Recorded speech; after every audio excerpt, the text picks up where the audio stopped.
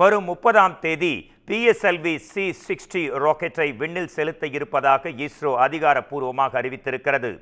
2035ஆம் ஆண்டுக்குள் விண்வெளியில் இந்திய ஆய்வு மையத்தை நிறுவ இஸ்ரோ திட்டமிட்டுள்ளது.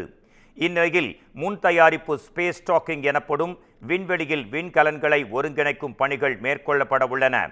தொடர்ந்து விண்வெளி ஆய்வு நிலையம் அமைக்கவும் நிலவை ஆய்வு செய்யவும் PSLV C-60 ராக்கெட் உருவாக்கப்பட்டுள்ளது. தனித்தனியான இரு விண்கலங்களை விண்வெளியில் சென்று இணையச் செய்வதற்காக இந்த சோதனை வெற்றி பெற்றால் இதனை சாதித்த 4ஆம் நாடு என்ற பெருமை இந்தியாவுக்கு கிடைக்கும்.